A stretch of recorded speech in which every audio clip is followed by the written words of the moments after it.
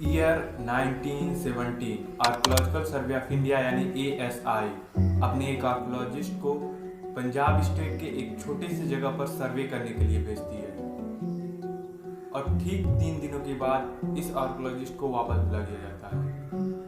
इस आर्कोलॉजिस्ट का नाम था दयाराम साहनी। 3 साल बाद 1920 में ब्रिटिश आर्कोलॉजिस्ट जॉन मार्शल को आर्कोलॉजिकल सर्वे ऑफ इंडिया का डायरेक्टर बनाया जाता है। जॉन मार्शल की एक टीम बनाई जाती है और उस टीम में दयाराम साहनी भी होते हैं।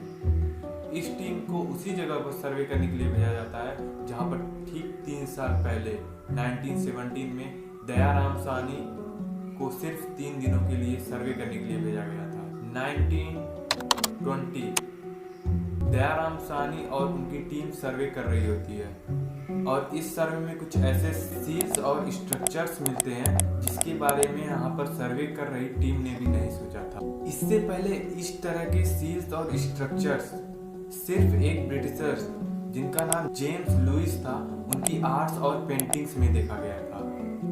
ये एक ट्रेवलर थे और इनका शौक था कि ये पूरी दुनिया में हर एक जगह पर जाकर घूमे, जिसकी वजह से यह कहा जाता है कि ये पंजाब में भी आए होंगे और यहाँ पे इन्हें इस टाइप की चीजें दिखी होंगी।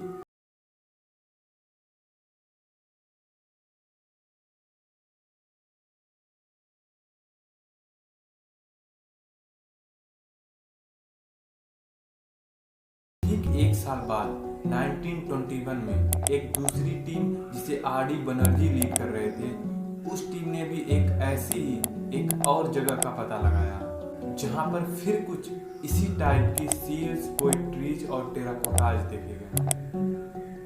पर इन सब के बावजूद यहाँ पर सबसे ज्यादा जो पाया गया वो था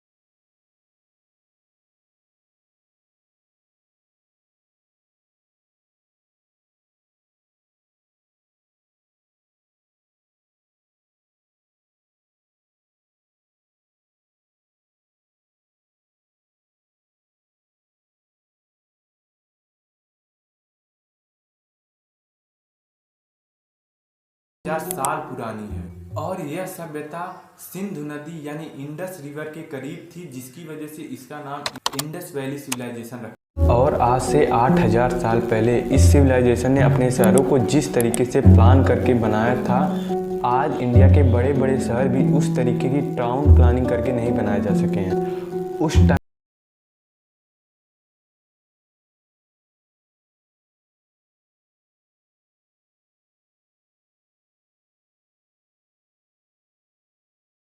बने हुए होते थे। इनकी ईंटों का साइज और शेप भी फिक्स्ड ही होता था।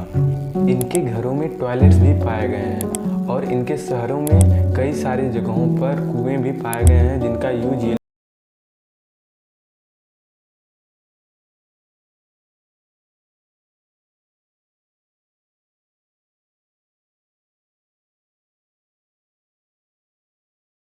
छोटे छोटे घर होते थे जो मिट्टी से और पक्की ईंटों से बने हुए होते थे, जहाँ पर शायद वहाँ के कॉमन लोग रहते थे। यह भी देखा गया है कि पूरा शहर एक बाउंड्री से घिरा हुआ होता था।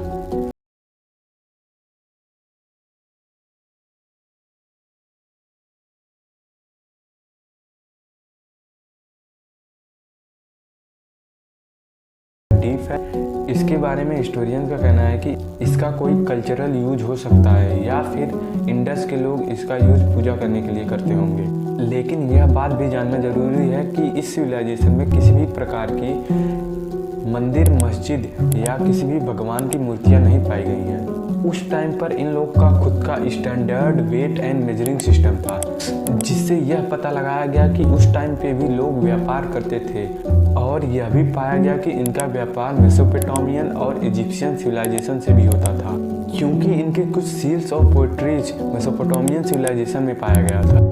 कुछ हिस्टोरियंस का यह भी मानना है कि इन सील्स का यूज लोग अपने व्यापार करने के लिए करते होंगे। कुछ ऐसे इक्विपमेंट्स भी मिले हैं जिसे देखकर यह लगता है कि आईवीसी के लोग इसका यूज फार्मिंग करने के लिए करते होंगे, क्योंकि अभी तक इंडस सिविलाइजेशन से लड़ाई झगड़े करने वाली चीज़ों में से कोई भी चीज़ नहीं पाई गई है, जिससे यह पता चलता है कि इंडस सिविलाइजेशन के लोग लड़ाई झगड़े करने में विश्वास नहीं रखते थे।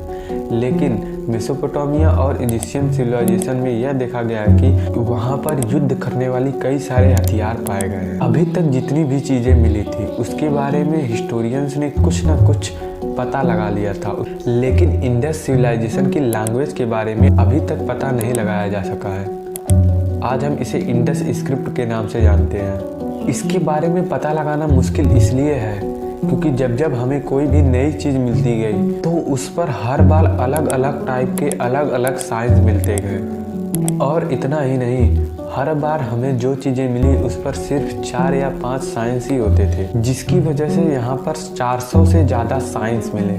1990 में एक ऐसा स्टोन इंस्क्रिप्शन मिलता है जो इंडस सिविलाइजेशन के अभी तक के इतिहास का सबसे लंबा इंस्क्रिप्शन होता है।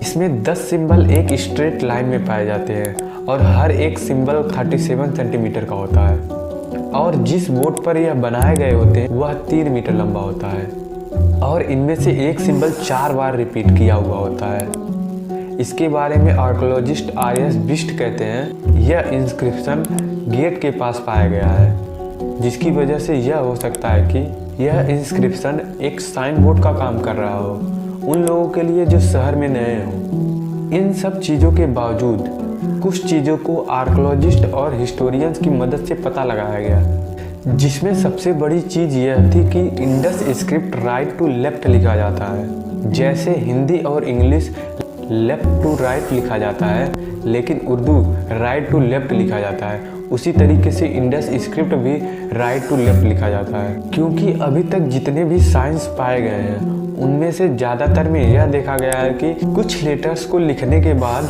बची हुई लेटर्स का साइज छोटा हो जा रहा था। जैसे हम जब कोई भी सेंटेंस लिखते हैं और कम जगह होने की वजह से हम लेटर्स को छोटा लिखने लगते हैं, सेम उसी तरीके से इंडस स्क्रिप्ट को भी लिखा हुआ पाया गया है, क्योंकि ये स्टोन इंस्क्रिप्शन सिर्फ 1 से 2 सेंटीमीटर ही बड़े होते थे।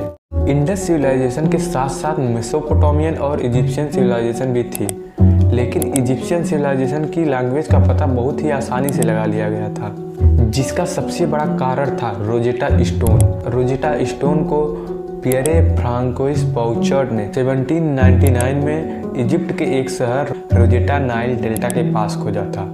यह स्टोन ग्रेनोडायराइट मटेरियल का एक पत्थर है। इस पे 3 भाषाएं लिखी हुई हैं, जिसमें पहली और दूसरी भाषा एंशिएंट इजिप्ट में लिखी हुई है, जो हिएरोग्लाइफिक और डेमोटिक लिपि में लिखी गई है। जैसे हमारे हिंदी भाषा की लिपि देवनागरी और इंग्लिश की लिपि रोमन है, उसी तरीके से यहाँ पे एंशिएंट इजिप्ट की लिपि हिएरोग्लाइफिक और डेमोटिक थी। और तीसरी भाषा जो लिखी गई थी वो थी एंशिएंट ग्रीक। और एंशिएंट ग्रीक लैंग्वेज के बारे में लोगों को पता था, और इस पत्थर पर तीनों भाषाओं में एक ही चीज़ लिखा हुआ था, जो इजिप्ट के एक राजा के बारे में था, जो 2004 BC में इजिप्ट का राजा बना था। जिसके बाद हमें इजिप्शियन सिविलाइजेशन की लैंग्वेज के बारे में बहुत सारी चीज़ें पता चली, और बाद में इस पत्थर की तरह और भी कई सारी चीज़ें मिली, जिसकी वजह से इजिप्शियन सिविलाइजेशन के बारे में जानना और भी बहुत ज़्यादा आसान होता गया। लेकिन आज भी इंडस सिविलाइजेशन के लिए किसी भी टाइप का रोजेटा स्टोन नहीं मिला, जिसकी वजह से आज भी सिंधु घाटी सभ्यता की भाषा का पता नहीं लगाया जा सका। और आज भी हमारे आर्कियोलॉजिस्ट को उस तरीके के स्टोन का इंतजार है। 5000 सालों तक यह सिविलाइजेशन टिका रहा, और फिर कुछ कारणों की वजह से यह सिविलाइजेशन ख़त्म हो जाती है। इस सिविलाइजेशन के ख़त्म होने के कारण को जानने की कोशिश कई सारे हिस्टोरियंस ने की, जिसकी वजह से कई सारी थ्योरीज दी गई। जिसमें पहली थ्योरी ये दी जाती है कि हो सकता है कि क्लाइमेट चेंज होने की वजह से सिंधु घाटी सभ्यता के पास जितनी भी नदियाँ थी वो सूख गई होंगी, जिसका मेन इम्पैक्ट यहाँ के किसानों पर पड़ा होगा।